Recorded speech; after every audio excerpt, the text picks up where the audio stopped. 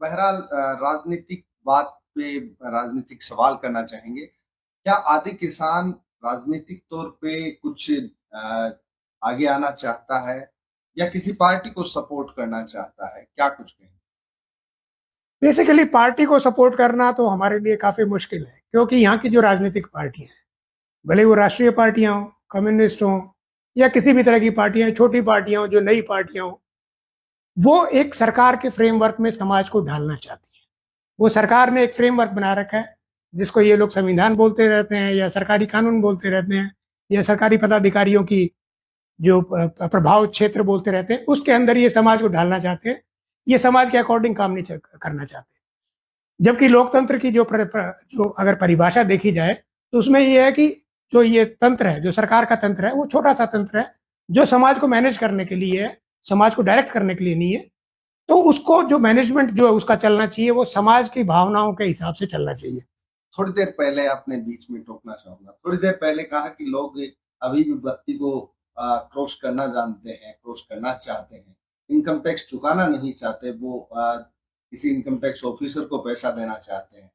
तो क्या जो चीजें अभी आप बता रहे हो कि सरकार का इस तरह का मकसद, क्या आप लोकतंत्र की स्थापना करेंगे या आप राजनीति में आएंगे तो क्या ये बात करेंगे कि भी ये जो नियम है वो तोड़ने चाहिए, कानून है वो तोड़ना चाहिए? क्या कुछ कहेंगे? इस मामले में मैं आपको थोड़ा सा पीछे ले जाना चाहता हूँ कि हमारे गांव थे। हमारे गांव में किसी तरह का कोई वहाँ पे कोई डीएम नहीं बैठता था, वहाँ कोई एसपी नहीं बैठा था, ना कोई पुलिस तंत्र था, ना किसी तरह का कोई और तंत्र था। लोग अपने आप सेल्फ रेगुलेटेड लोग थे। जब खुद लोग अपने जगह पे राज कर रहे होते तो सेल्फ रेगुलेटेड लोग होते हैं। उन्हें पता होता है कि भाई ये चीज मेरे ताऊ के लड़के को नुकसान पहुंचा सकती है, ये मेरे चाचा के लड़के को नुकसान पहुंचा सकती है, ये मेरी बुआ के लड़के को नुकसान पहुंचा सकती है, या मेरे दूसरे किसी जानकार को कि जो मेरे लिए तीसरे जगह काम कर रहा है उसे नुकसान पहुंचा सकती है। तो वो उसको कहना मानता है। जब उसे लगता है कि ये राज हम पे थोपा गया है, तो वो उसको तोड़ने की कोशिश करता है। अभी इंडिया के साथ क्या हो रखा है कि राजनीतिक पार्टियां उन पे राज थोप रही हैं, इसलिए लोगों को राज तोड़ना आसान लग रहा है। जब अगर वो समाज के हिसाब से तंत्र बनाएंगे, समाज के हिसाब से सिस्टम को करेंगे, तो समाज खुद रुक के उस सिस्टम को बढ़ाएगा, फुलफिल करेगा, टैक्स भी देगा, वो साथ में भी खड़ा रहेगा, वो सुरक्षा तंत्र में भी खड़ा रहेगा। किसी दिन अगर जरूरत पड़ी तो वो बंदूक लेके फौज के से कंधे से कंधा मिला के लड़ने भी चला जाएगा। तो हमारे लोग ऐसे नहीं है कि वो सरकार के एकदम खिलाफ हैं या तंत्र के एकदम खिलाफ है, वो थोपे गए तंत्र के खिलाफ। आप खुद महसूस करेंगे, यहाँ पे लोगों को सांस नहीं आता है। कोई भी आदमी, साधारण आदमी, किसी थाने में नहीं बिना डरे नहीं जा सकता, उसे डर लगता है। किसी अफसर से बिना डरे मिल नहीं सकता। आपने बहुत सारे वीडियो देखे होंगे, एसडीएम थप्पड़ मारने की कोशिश कर रहा है किसान, लात मारने की कोशिश कर रहा है। अरे भाई, नौकरी है आपके पास, आप लात कैसे मार सकते हो किसी को? एसडीएम को भी थप्पड़ मारने की बात आती नहीं, वो तो देखो भाई, सरकार में जो होता है तंत्र है, कोई नाराज परेशान हुआ सांप को अगर आप दबाओगे तो काटेगा। चलता सांप तो किसी को काटता नहीं है ना। कोई भी जानवर है, वो आप उसको परेशान नहीं करोगे तो वो आपको परेशान नहीं करेगा। परंतु आप बोलोगे नहीं मैं तो इसको लट्ठी मारूंगा, तो वो तो काटेगा आप। तो आप उस पर बेमतलब की धौंस थोप रहे हो, तो वो बेचारा परेशान हुआ। उसके पास तो इतना सा ही हथियार है, आप तो उसको आगे जेल में भी भेज सकते हो। 50 सारे काम है। आपने तो अभी ये नया जो बीएनएस बनाया है, उसमें आपने डाल भी रखा है कि भाई कोई अगर साधारण सी बात भी कर ले किसी सरकारी कर्मचारी से, तो आप उसको सरकारी कार्य में बाधा के तौर पे आप जेल कर दोगे। वो तो वहां जाके बात भी नहीं कर सकता। आपने तो आपने तो एक तरह से थोपने को और मजबूत कर दिया है। तो क्या आदि किसान किस तरह से इसको रखेगा? क्या इंटरप्रिटेशन जो है वो अपनी ओर से देगा? भाई, हम लोग जो ये कहना चाहते हैं, इसमें हम लोग ये बात नहीं कर रहे हैं कि पूरा संविधान के खिलाफ ही बात करें। जो संविधान निर्माताओं ने, उसमें भले ही आप ब्रिटिश पार्लियामेंट ले लो, या भले ही उसके बाद में इंडियन कॉन्स्टिट्यूंट असेंबली ले लो, उन सब लोगों की ये मंशा थी कि भाई भी कोई भी ड्राफ्ट पहले दिन बना हुआ पूर्ण नहीं होता है। उसमें बदलाव किए जा सकते हैं। बदलाव के तरीके इस किताब में खुद में उन्होंने लिखे हुए हैं। सारी दुनिया बदलाव करती आई है। तो हमारा तो पहला मकसद यही रहेगा, इसमें जितने भी जो एंटी सोशल, एंटी फैमिली जो जितने भी कानून हैं, उन्हें निकाला जाए, उस उनके सिस्टम को बाहर किया जाए। जैसे अभी आपने देखा होगा विधानसभा में विधानसभा में दो एमएलए, हाँ, केसाराम जी ने बात केसाराम जी ने बात उठाई, पूसाराम जी ने उससे पहले बात उठाई कि भाई लड़कियां जा रही हैं, माँ बाप को सुसाइड करना पड़ रहा है। भाई ये जो बात करते हैं, जैसे एक वकील ने फिर बाद में बात करी कि भाई आर्टिकल 18, आर्टिकल 21 आपको मनमर्जी करने की देता है। परंतु आर्टिकल 18, आर्टिकल 21 साथ में ये भी लिखता है कि आप कोई भी ऐसा काम नहीं कर सकते जिससे कि समाज को एट लार्ज नुकसान हो। भाई आप 18 साल के हो, आप घर छोड़ के भाग गए, आपने अपने माँ बाप की इज्जत, उनके पालन पोषण, उनकी हर चीज पे आपने ठोकर मार दी, उनको आपने नुकसान पहुंचा दिया। आपकी जो हरकत है उससे और लोगों को इस तरह का वो बढ़ावा मिलेगा।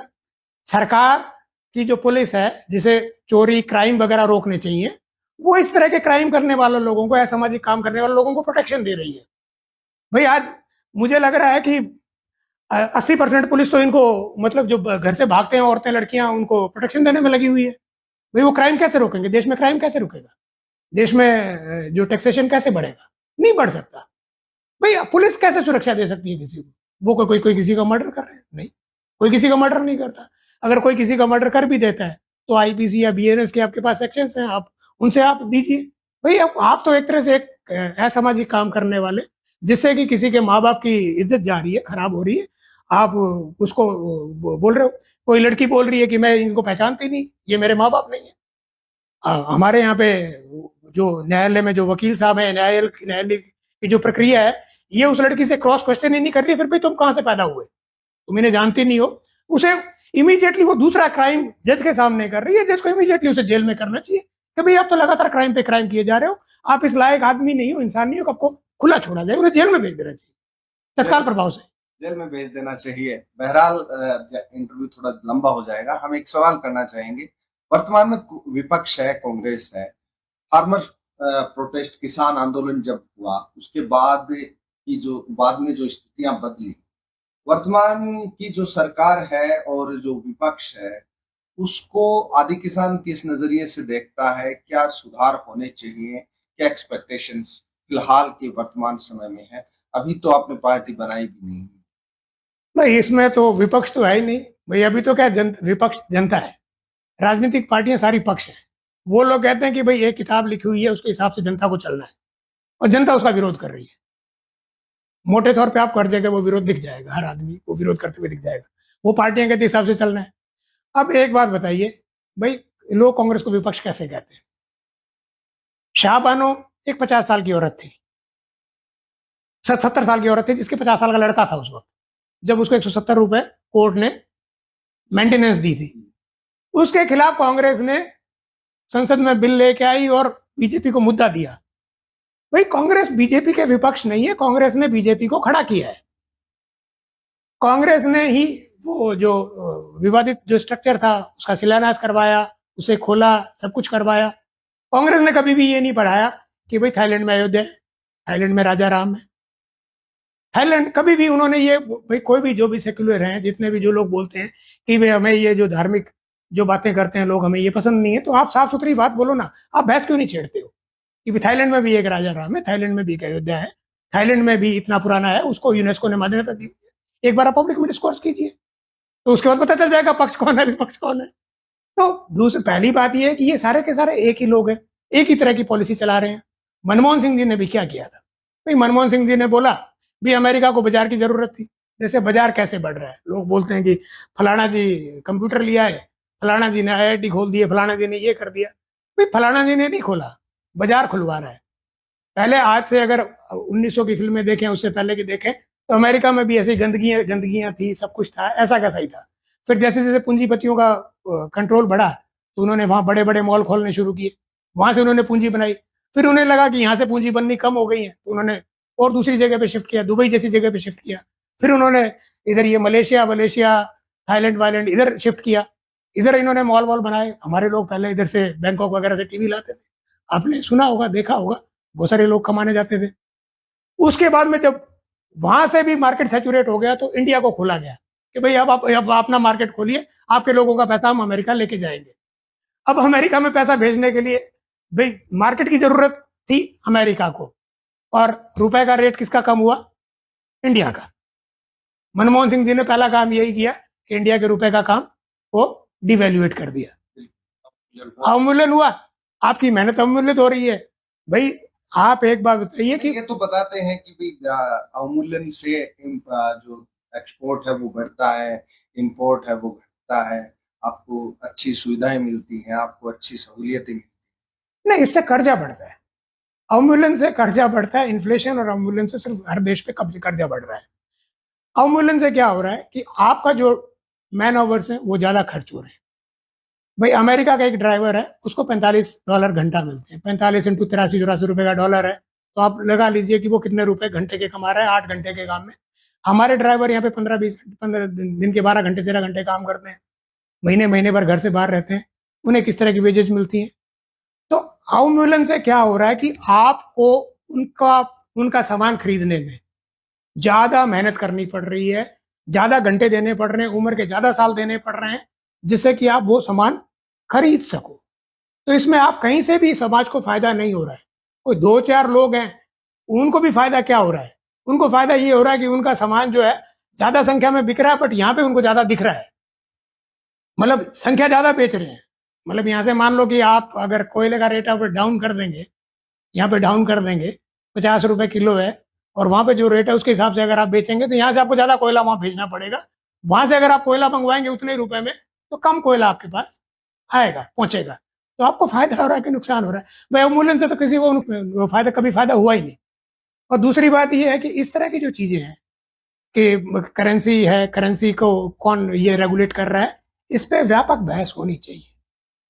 भाई जब तक आप इन चीजों को रेगुलेट नहीं करेंगे, इन पे व्यापक बहस नहीं करेंगे, आप हमारे आदमी को 1 घंटे की कमाई उतनी नहीं देंगे जितनी अमेरिका के एक मिनिमम वेजर को मिलती है, तब तक देश तरक्की नहीं कर सकता, समाज में ये डिस्पैरिटीज खत्म नहीं हो सकती। अंतिम सवाल आपसे करना चाहेंगे, क्या आदि किसान पार्टी बनाने के मूड में है, राजनीति के अंदर आने के मूड में है, क्या कुछ कहें? बिल्कुल, हम बिल्कुल राजनीति करेंगे, और हम बिल्कुल इस पूरे डिस्कोर्स को बदलना चाहेंगे, जहाँ पे ये इस तरह का डिस्कोर्स कर रहे हैं, इसने मुझे गाली दे दी, इसने मुझे ये बोल दिया, इसने मुझे ये बोल दिया, मेरे पापा देश के लिए चले गए, मेरी दादी देश के लिए चली गई। इन चीजों से देश में पुरानी जो रियर मिरर में देख के गाड़ियां नहीं चलाई जा सकती, गाड़ी आगे देख के चलाई जा सकती है। अब आप बताइए कि आगे आपका विजन क्या है? जो हमारा जो युवा है वो आज बेरोजगार है, हमारा युवा फ्रस्ट्रेटेड है। आप सोचिए कि एमबीए किया हुआ लड़का और उसको पत्नी को सुसाइड करना पड़ा। एमबीए करने वाला परिवार एक अच्छा ठहरा हुआ परिवार, वो तो आगे की बात होती है, अभी तो कोचिंग वाले ही सुसाइड कर रहे हैं। नहीं, कोचिंग वाले तो चलो कोई बात नहीं, छोटे बच्चे होते हैं, वो प्रेशर में कर लिया, परंतु एक एमबीए किया हुआ लड़का जिसने कुछ साल नौकरी की है, जिसके परिवार के पास अच्छा खासा संसाधन है, जो पिछले 2-3 पीढ़ियों से शहर में बैठे हुए, अगर उन्हें सुसाइड करना पड़ रहा है इतने ऊंचे पढ़े लिखे तबके को, तो ये देश के लिए बड़ा विचारणीय मुद्दा है। इस मामले में इन लोगों को ये प्रेजेंट करना चाहिए कि भाई उस एमपीए किए हुए बच्चे को आपकी दादी की मौत, आपके पिताजी की मौत, या किसी प्रधानमंत्री को गाली देने की बात जो है, वो कहाँ उसको उसकी समस्या को सॉल्व कर रही है? क्या वो समस्या उसकी सॉल्व हो रही है? नहीं हो रही। आप अपने बोले जा रहे हो, आप जनता के बारे में बात कीजिए। जनता आपकी सेवा करने के लिए नहीं आई है, आप राजनीति में जनता की बात कीजिए, जनता की सेवा कीजिए। आपकी दादी चली गई, अच्छी बात है, उन्होंने देश के लिए काम किया, हम उनका रिस्पेक्ट करते हैं। आपके पिताजी चले गए, अच्छी बात है, उन्होंने देश के लिए काम किया, हम उनका रिस्पेक्ट करते हैं। देश ने उनको प्रधानमंत्री तक बनाया, सब कुछ किया, सब कुछ दिया देश ने। अब आप क्या चाहते हो? अब आप देश के लिए भी कुछ कीजिए, भाई देश ने आपको बहुत कुछ दे दिया। हम यही चाहते हैं कि भाई जो अब बातें हैं ये बंद होनी चाहिए। ये बातें इस तरह की नहीं है कि इन्हें लगातार किया जाए।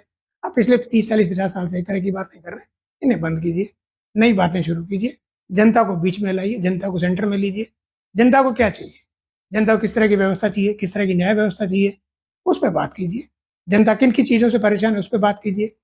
आप 2-2 एमएलए को वहाँ पे मुद्दा उठाना पड़ा विधानसभा में।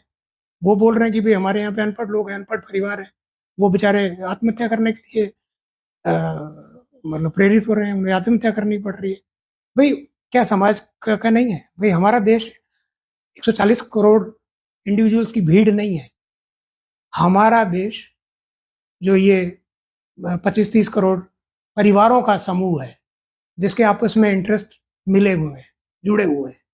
हम उन परिवारों को एक साम्यता देना चाहते हैं। हम एक झुंड नहीं खड़ा करना चाहते, 140 करोड़ लोगों का झुंड है जो कि सिर्फ जयकारा कर रहे हैं। हम एक परिवार खड़े करना चाह रहे हैं जो कि प्यार से रहे, जो कि एक दूसरे को सुख दुख में सपोर्ट करे। किसी लड़के को एमबीए करने के बाद सुसाइड करने जैसा कदम ना उठाना पड़े, उसका परिवार साथ खड़ा रहे, वो अपने परिवार को बोल पाए कि पापा मैं ये नहीं कर पा रहा हूँ, मम्मी मैं ये नहीं कर पा रहा, वो बोल पाए, वो अपनी बात एक्सप्रेस कर पाए, वो अपने भाइयों को बोल पाए, वो अकेला घुटे नहीं। हम कुछ बड़ा करना चाहते हैं, और हम सिर्फ ये नहीं करना चाहते। आप वो इनके भी आप रील्स वगैरह देखोगे, इन्फ्लुएंसर्स देखेंगे वेस्टर्न सोसाइटी के, वो लोग भी परिवार पे आ रहे हैं, जबकि उन्होंने परिवार के कंसेप्ट को उनकी किसी फिलोसफी ने कभी एंटरटेन किया ही नहीं। जब वो लोग जो फिलोसफिकली परिवार के अगेंस्ट हैं, वो लोग परिवार की ओर जा रहे हैं, तो हमारी सरकार परिवार को क्यों तोड़ना चाहे? हमारी सरकार इस तरह के कानून को क्यों आगे बढ़ा रही है? हमारे जो न्याय देने वाले लोग हैं, वो क्यों इस तरह की बातों पे दोबारा भाई क्रॉस क्वेश्चन क्यों नहीं करते हैं कि भाई ये आदमी को तुम अपना पिता मानने से मना क्यों कर रही हो? भाई अगर ये आदमी तुम्हारा पिता नहीं है तो तुम्हारा पिता कौन है? हमारी माँ कौन है? उसको वो क्यों नहीं सरकार, वो न्याय देने वाले लोग वहां बैठे हुए उस जोड़े को वहां पे पाबंद करें कि भाई आप अपने माँ बाप को लेके आओ? क्यों नहीं कर रहे हैं वो? सिर्फ ये किसी के कहने से कि भाई ये मेरे माँ बाप नहीं है, मैं इनको नहीं पहचानता, ये तो कोई न्याय नहीं हुआ, ये तो कोई न्याय व्यवस्था नहीं, तो मजाक बना दिया आपने। जी, आपने समय दिया, फिलहाल इसके लिए शुक्रिया। बहुत लंबा इंटरव्यू हो जाएगा।